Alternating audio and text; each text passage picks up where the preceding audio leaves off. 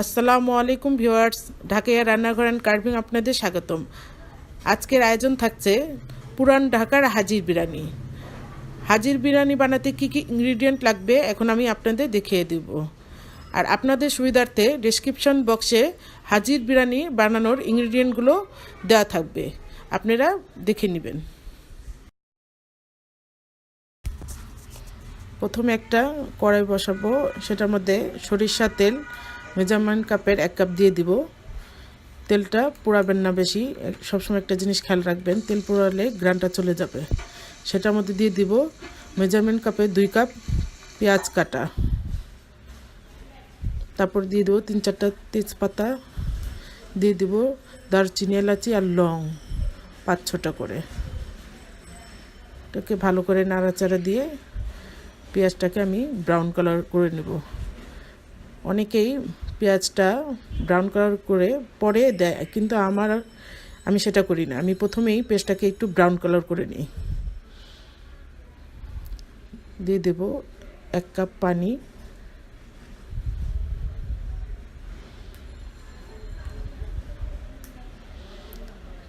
Half cup পেঁয়াজ বাটা দেব,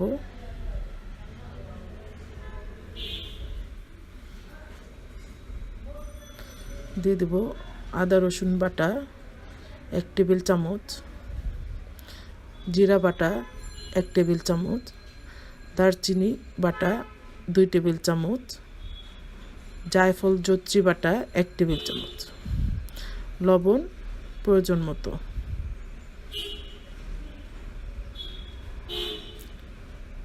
একটু ঢাকনা দিয়ে ঢেকে মশলাটাকে কষানোর জন্য আমি অপেক্ষা করব। হ্যাঁ, দেখেন আমার মশলাটা কষে গেছে। এখন আমি এটার মধ্যে 1/3 কাপ বাদাম বাটা দিয়ে দেব। বাদামটা দিয়ে ভালো করে নাড়াচাড়া দিয়ে করে আরেকটু অপেক্ষা করব।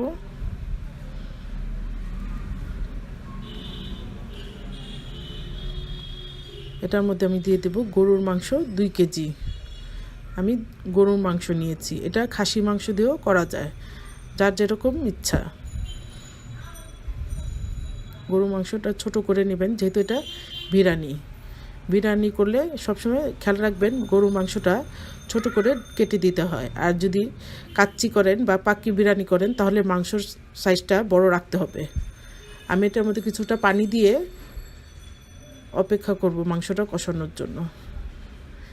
হ্যাঁ, ঢাকনা দিয়ে ঢেকে দিলাম।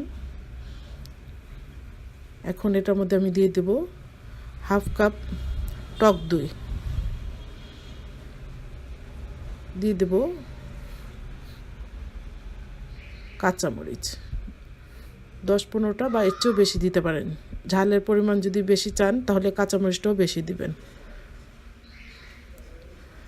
এটা নাড়াচাড়া দিয়ে আমি মাংসর পানিটা শুকানোর জন্য কিছুক্ষণ অপেক্ষা করব।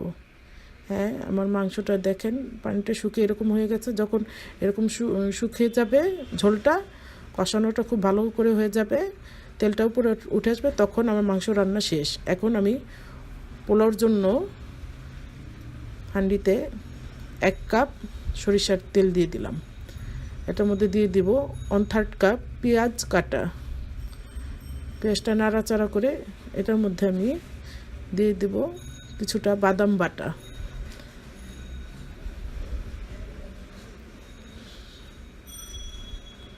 দিয়ে দেব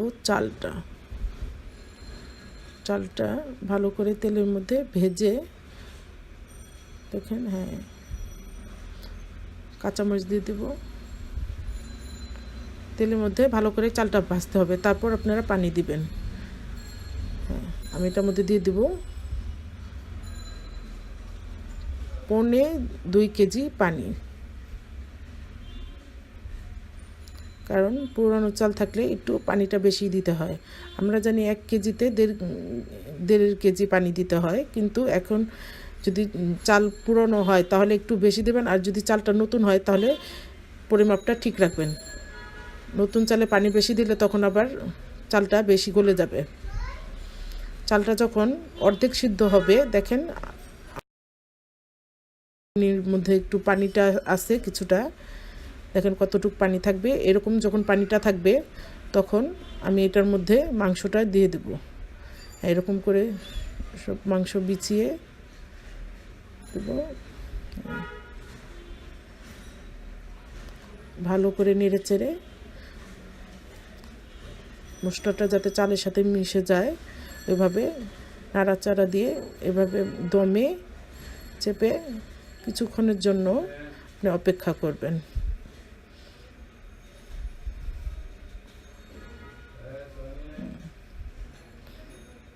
ঢাকনা দিয়ে ঢেকে দিলাম। অনেক সময় যদি পাতিলটা পাতলা থাকে তাহলে নিচে একটা তাওয়া দিয়ে দিবেন, তাওয়া না থাকলে নিচে পুড়ে যেতে পারে।